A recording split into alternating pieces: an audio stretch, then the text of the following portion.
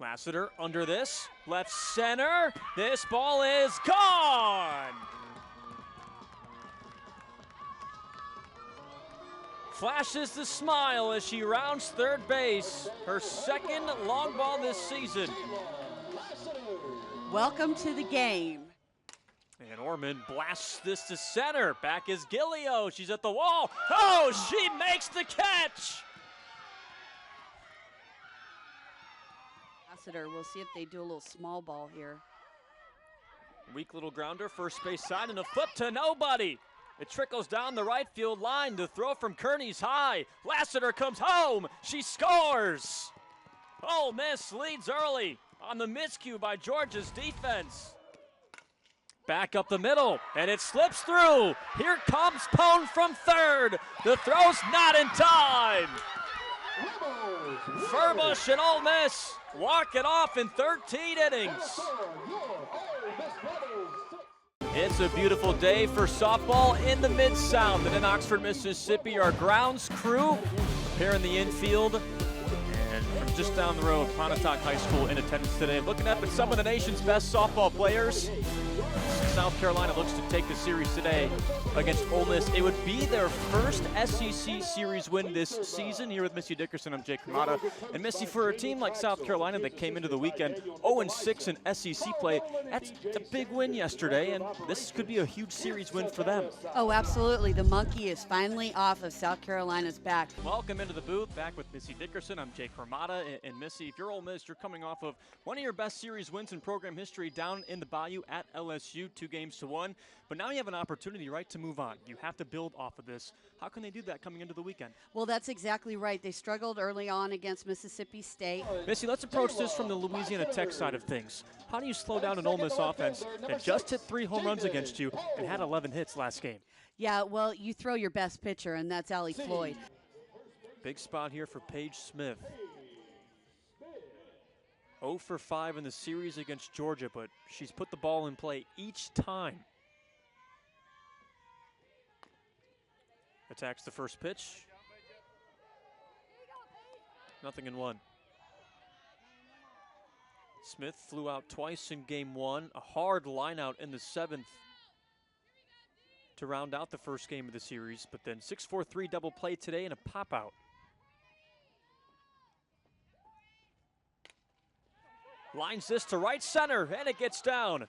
Stark comes in to score. Lassiter stays put at third. And Ole Miss cuts into the deficit thanks to the RBI single by Paige Smith. Yeah, you got to give credit, though, to Dallas Goodnight to get the ball in quickly to prevent Jayla Lassiter come home on that play. And Lexi Brady steps in. Solo shot in the second that put Ole Miss on the board. And Shelby Walters struck her out back in the 4th inning.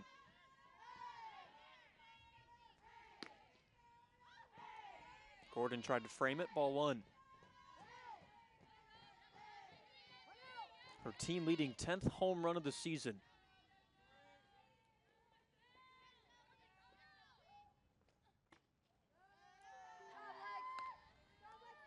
It's the first real sign of struggle that we've seen from Shelby Walters today, Missy. Yeah, and one of the issues is she's getting the ball a little bit up in the zone. She needs to really concentrate on using that drop ball, staying down in the zone against these Ole Miss hitters. Now you see her behind on Lexi Brady. In the 4th and 5th inning, she saw the minimum 3 batters, allowed 1 hit though. Now this inning, double, single, ground out, single. And Ole Miss has brought 1 across.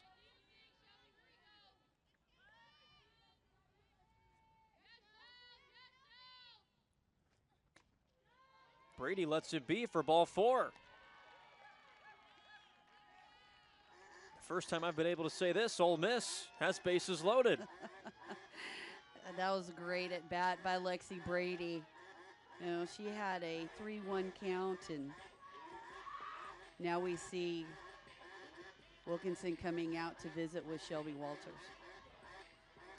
So Georgia does have a lead to work with, Missy, but at some point, I mean, Ansley Furbush is at the plate. She has a chance to help her own cause because she's also pitching for Ole Miss, but she's the tying run at the plate. Absolutely, and so Shelby Walters has to find her location again and go back to what she was doing last inning. You don't want to make a mistake with Ansley Furbush.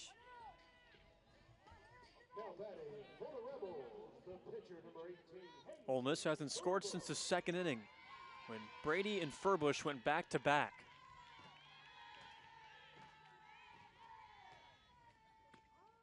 Now those home runs were not against Shelby Walters. They were against Maddie Kerpix, the starter, as Furbush takes strike one.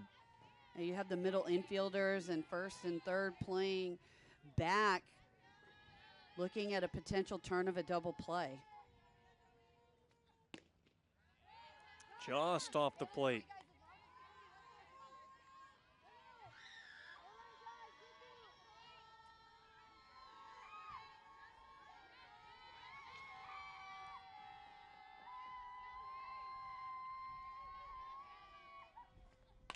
Furbush turns on it through the left side hole, base hit. Lassiter comes home. Ole Miss with 2 scored here in the 6th inning, and they're down 3.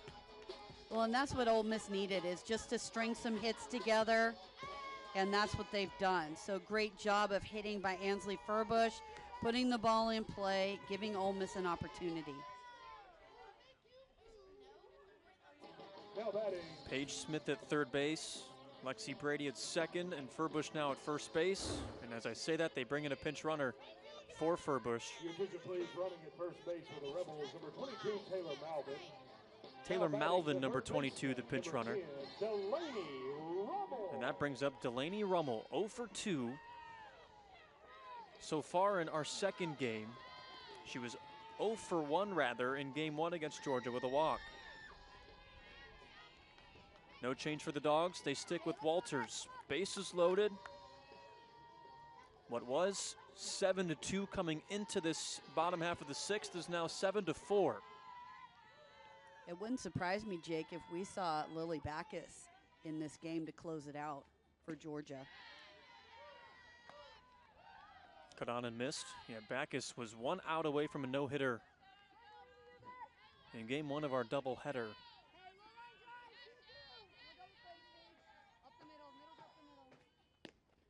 And instead of maybe Missy saving her for tomorrow, they may have to bring her in. Yeah, and last weekend they used all 3 pitchers in a couple of the games, and so it's not beyond them to do that. You also can look at it this way, that Lily Backus is a left-handed pitcher, so it's coming from a different side. She's slower than what you're seeing from Walters, who's hitting 70 consistently. So it'll be definitely a different look. A bloop to short. Armistead leaps to make the catch, and there's out number 2. Georgia needed that as Jamie McKay comes up, 2 gone. And if Walters can get out of this inning, probably give her the nod in the 7th. Well, McKay had the only hit prior to this inning that Walters gave up to right field.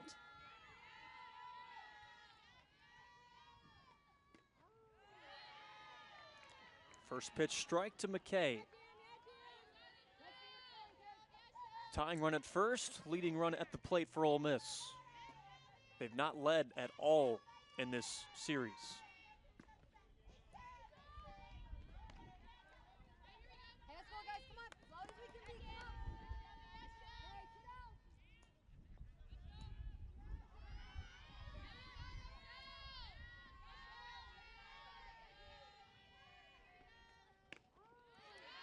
Walters is such a competitor. I watched her pitch last weekend and just, she's that rah-rah type where she'll pump her fist and she'll, point to her teammates, where Lily Backus is more the quiet thunder. But a senior who's been in this situation before, So she knows how to handle it.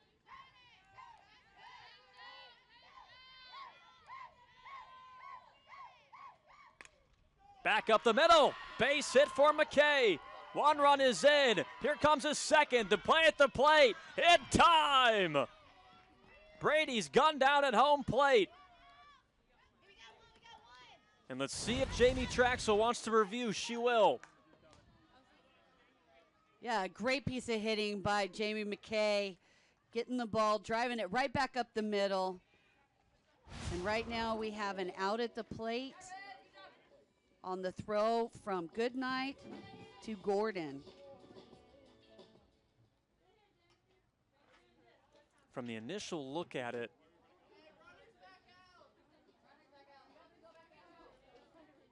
it looked like the tag was applied in time. Well, we thought that in the earlier game. We did, yeah. And it was overturned. So here, You know, that foot looks like it ran right into the glove of Gordon. yep. From that angle, it sure does. But either way, Missy, what looked like a bleak ending for Ole Miss offensively. They came down 5 runs in the home half of the 6th now, as it stands. Runners out at home plate, and that does end the bottom half of the 6th. Ole Miss now only down 2 to Georgia.